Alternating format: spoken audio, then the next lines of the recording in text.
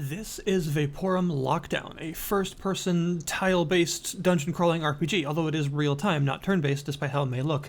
I would like to thank The Legend of Grimrock for bringing this style back, because this is a pretty old-school style of RPG that we haven't really seen very many of for a long time, and the Legend of Grimrock games actually showed that this is still a viable way of doing things, and since those games have come out, especially the second one, more people, especially indies, have been trying this sort of idea and have been making it work and making some really interesting RPGs, so it's cool to see it come back. It's always fun to play one of these things, and this one is really neat. It's got some serious differences. But to start off with, what the heck is it? Well, it's actually a prequel to the first Vaporum, which I have never played. I wanted to play it, but I never actually got around to it. So, in penance, I am playing the prequel-sequel thing. So yeah, this is in fact a prequel to the actual story events that happen in the first game, and it takes place in this large sort of steampunk Andrew Ryan-esque tower thing in the middle of the ocean where some horrible things are happening, and this game basically concerns the idea of trying to figure out and actually experiencing what those horrible things that actually started all of this were. And there's some really interesting themes here, from your steampunk sort of big foundries and overall like clockwork towers and things, to some more mysterious elements, some things a bit more akin to like some Lovecraftian or sort of cosmic horror-esque elements here and there, with like the unutterable strangeness occurring here and there, and some mysterious sanity-affecting sicknesses of the mind coming across some of the people involved in the experiments. It's a pretty neat story, actually, and it's fully voice-acted. Your main character has voice acting, and a lot of the other characters and NPCs have voice acting. And just can I say from the beginning, this game does something that I've actually wanted a lot of other games to do and almost never happens, in that sometimes when you find and play an audio log while exploring, your character will actually comment on it after it's over, after it's done playing. That's just such a simple concept, but I've almost never actually seen any game do that, and I think it really adds to the personality of the character when they actually go out of their way to say something about what they just heard. It makes it seem like it's less of a game mechanic, it's less of just you listening, and more of the character themselves actually listening and having something to say afterwards, which is a really nice touch, and definitely helps to add to the overall atmosphere and intrigue that the game offers. And one of the main differences mechanically to just about any other game in this like tile-based first-person RPG idea is that it's not party-based. You are only one person. Going back to the sort of genre roots like Dungeon Master and Eye of the Beholder, they've always been party-based RPGs with, generally speaking, 4 characters that you control at once. That somehow all take up one tile, best not to think about how that works. But in this case, you are in fact just a singular person, and that's kind of neat because it gives a bit of a different dynamic to gameplay when you are just leveling and equipping a singular character. You don't have an entire party's worth of abilities and skills and spells and equipment to actually worry about and juggle. You just have to deal with what your choices for your character are, and that's pretty neat. And there are some pretty good choices. There are several different playstyles available. When you actually start the game after the tutorial area, you are given a choice between 3 different suits to climb into, and these will help to determine your sort of starting stats and what, generally speaking, you're going to be working towards. You'll be finding all kinds of loot and different pieces of gear and the like to help to choose your own playstyle, from different sorts of weapons like bladed weapons, blunt weapons, two-handed weapons, range weapons, some like energy weapons, which have their own separate skill tree, and of course various kinds of gadgets that you can happen across that will help you in different ways, mostly in combat by doing things like summoning decoys to attract enemy attention, doing shock damage, doing fire damage in a line in front of you, all sorts of different other things that can help you deal with some of the more advanced threats later on, including some of my favorites, like the one that creates a big acid pool around you, and ones that shock things and make them deal reduced damage to you. That's useful for like larger singular opponents with lots of health and high damage.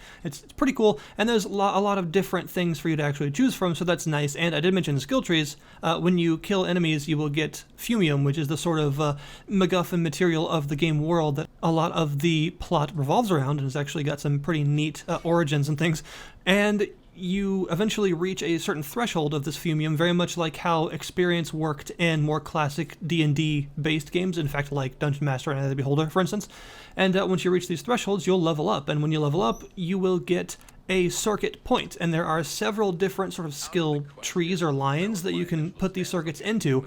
One circuit is one advancement. It doesn't matter how high it is, you never have to save up multiple circuits for an advancement or anything like that. They're all one per, which is useful. And these are mostly where you'll be actually choosing your playstyle. So you can do something basic like put into blade or blunt weapons to increase the damage that those do, or put it into shields to up your blocking chains, all that sort of thing. And also, interestingly enough, the 3rd and 5th circuit in each tree has a sort of special powerful passive associated with it. The 3rd one is always just a really nice, useful thing, like for instance in the shield skill tree, the 3rd circuit allows you to equip more advanced shields. So if you find some super fancy, like rare loot later on, you may want that to be able to equip it if you're going to use shields. And the 5th one is pretty neat because it's always a mutually exclusive choice between 2 separate, very powerful passives that usually involve like a specialization of what that tree offers. So for instance, there's a tree that is just a useful survivalist tree, basically, that gives you more integrity, which is your health, and more energy to use for gadgets. It just ups both of those totals every point you put into it. And the 5th circuit for that one allows you to basically specialize into one or the other of those. You can either get a huge, like 300, I think, increase to your integrity, so you can survive a lot more hits, but it will also cause you to pour like 5% of your health into your melee attacks to make them stronger. So if you've ever played a Final Fantasy game with Dark Knights, it basically works like Soul Eater, so that's pretty cool.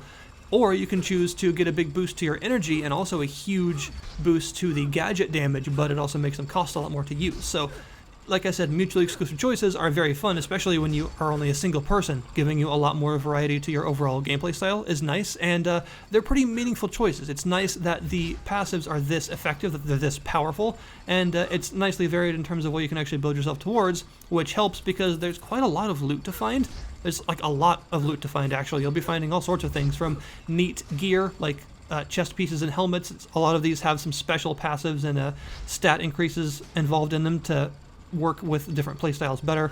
And of course, all the different weapons, from like your big war swords and like special unique daggers that like stun enemies, and there's just all kinds of really cool stuff. And the range weapons are actually pretty fun too, from like rifles, pistols, shotguns, the fumium guns, like energy weapons that don't use ammo and instead use your energy total to fire. So yeah, there's quite a bit to find here, and it makes the combat feel pretty solid, pretty satisfying, because there's so much variety in what you can actually employ, all the stuff that you can use against enemies. It means that there's quite a lot of strategy involved. And in fact, a lot of the harder combats end up feeling a bit more like puzzles in and of themselves, because sometimes you'll be pitted against some really tough stuff, some really hard monsters in some confined rooms where you only have a certain amount of room to actually maneuver, and you have to like line of sight lasers and slam attacks and stuff. So it does make some of these really hard combat encounters very puzzle-ish, figuring out how to actually complete them without taking ridiculous amounts of damage and exhausting a lot of your supplies in the process.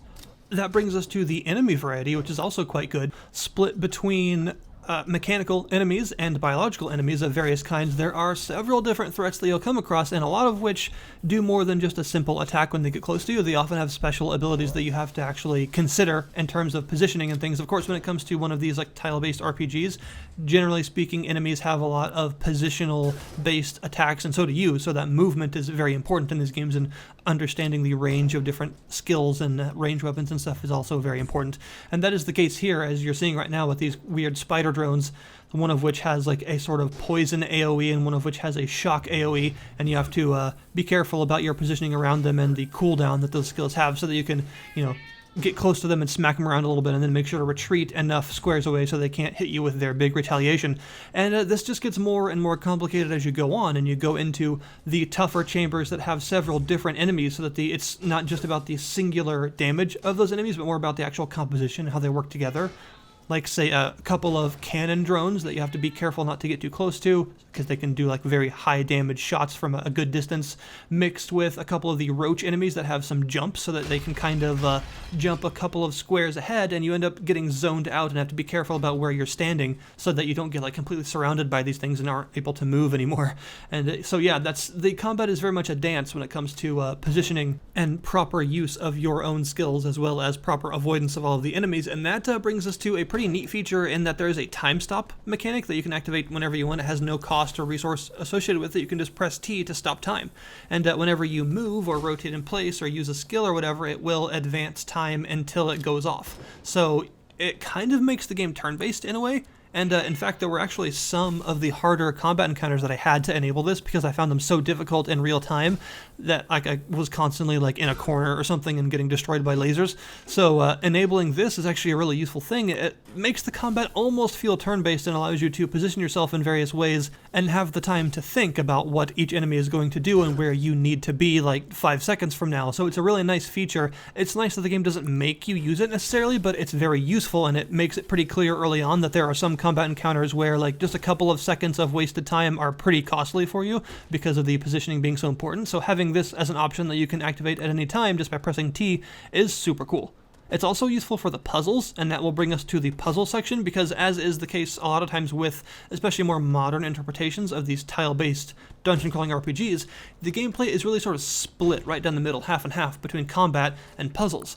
And the puzzles themselves are also split sort of half and half between more like reflex puzzles where there's timing involved, and more logic puzzles where you have as long as you want to figure it out, but you have to sort of position boxes or rotate things in certain ways, or like laser redirection puzzles, that sort of thing. That's a little bit less time focused and more just focus on pure logic. This also means that a lot of the in-game areas tend to be varied nicely in between those two types of gameplay. So you'll find some areas that are a lot more combat focused, like the hydroponics area in the background right now, that has, most of the time you'll find that enemies are what's actually stopping your progression rather than puzzles in that area.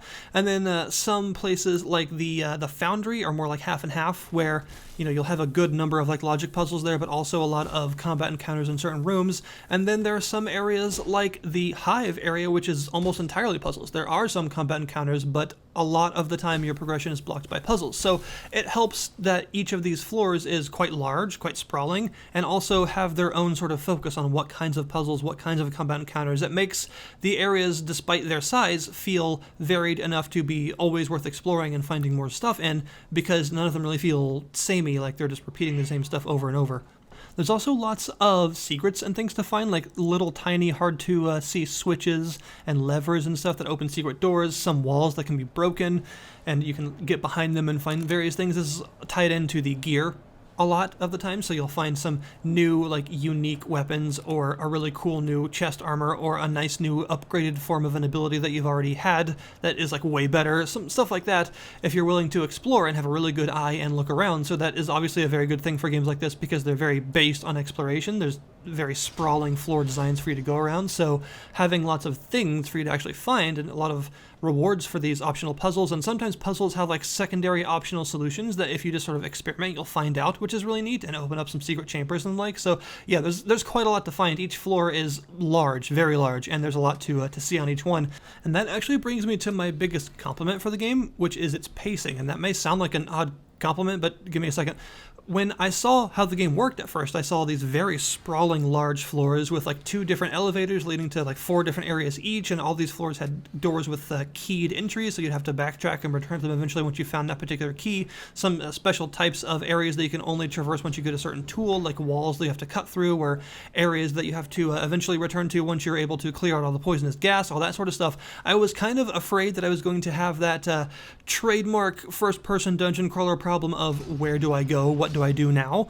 But the game is paced in such a way that despite having such large open levels and having a lot of different objectives at once and allowing you to actually go to pretty much all of these areas quite early on and sort of do them in your own order, I never found myself getting lost. And that's a really high compliment, I think, for this type of game design, especially when you don't have like big obvious objective markers. They're like, hey, go here next, idiot, or like big fancy cinematics that tell you a thing just changed, so you should be heading in this direction.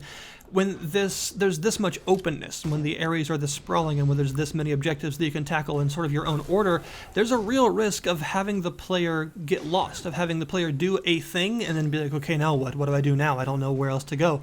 But despite the openness, I've never felt like I didn't know what to do next. The game's really well paced. It's got a lot of objectives, but every time you complete one, or every time you find a new key, or every time you find a new tool, you pretty much always know exactly where you should be using it. You're never really confused. You never have to do that whole wandering around aimlessly thing until you find that one part that advances the plot. It never feels like that. And it's very impressive that it's well paced enough to be this open while never having you feel like you don't know what you're supposed to be doing now.